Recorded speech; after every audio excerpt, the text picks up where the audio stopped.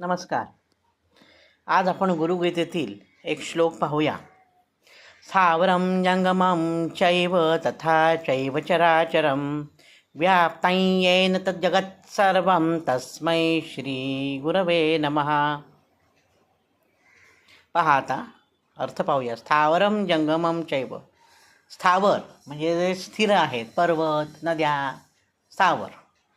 जंगम नंतर चराचरम, पशु पक्षी मानव आदी स्थलांतर करणारे, चर अचर, सजीव निर्जीव असं सर्व जग ज्याने व्यापलेलं आहे त्या श्री सद्गुरूला नमस्कार असो. व्याप्तम येन जगत सर्वम तस्मै श्री गुरवे नमः.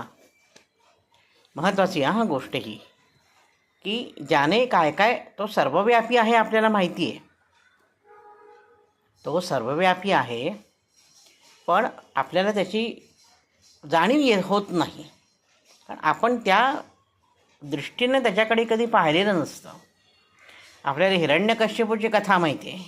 सर्वव्यापी आहे त्याच्यामुळे ह्या खांबात आहे का असं विचारल्यावर प्रल्हाद हिरण्यकश्यपूला म्हणाला, आहे खांबात सुद्धा माझा विष्णू. मग खांबाला लाथ मारले नृसिंह अवतार, ती सर्व कथा माहिती आहे. पण आज इथे वेगळी कथा पाहू आपण की कशा प्रकारे श्री सद्गुरूंना सर्व ठिकाणी श्री सद्गुरूंचा वास असतो, सजीवात असतो आणि निर्जीवात सुद्धा असतो. फार फार वर्षापूर्वीची गोष्ट गोंदवल्याला घडलेली आहे. काय घडली गोष्ट पाहूया आपण. एकेकाळी गोंदवले येथील आश्रमात नैवेद्यासाठी खीर शिजवली जात होती. त्यावेळी खूप धूर झाला, कारण चुलीमुळे धूर व्हायचा. त्या काळी काही गॅसेस फारसे नव्हते, गॅसमुळे चुलीवरचा स्वयंपाक. चुलीवर खीर ढळवताना झाडावरून एक चिमणी थेट खिरीच्या भांड्यात पडली आणि मरण पावली.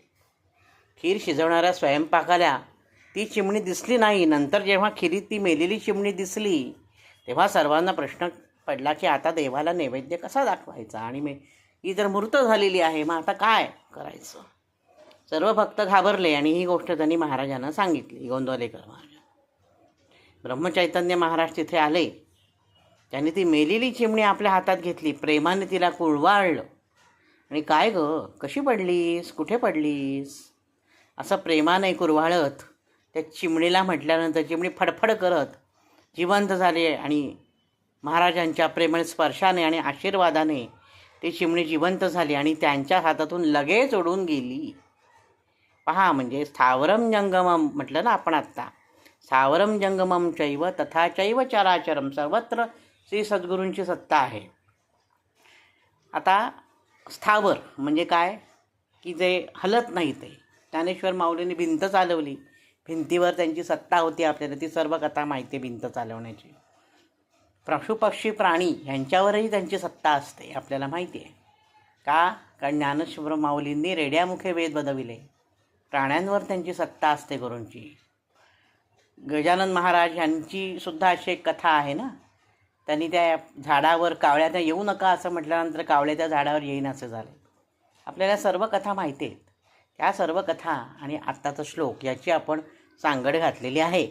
आता हा श्लोक मी पुन्हा म्हणतो. स्थावरं जंगमं चैव तथा चैव चराचरं व्याप्तं येन जगत् सर्वं तस्मै श्री गुरवे नमः. नवनवीन माहितीपूर्ण व्हिडिओ पाहण्यासाठी, ऐकण्यासाठी वैभवदाता ऑफिशियल हा माझा यूट्यूब चॅनल जरूर आणि जरूर सबस्क्राईब करा. आजच्या भागात मी इथेच थांबतो. धन्यवाद.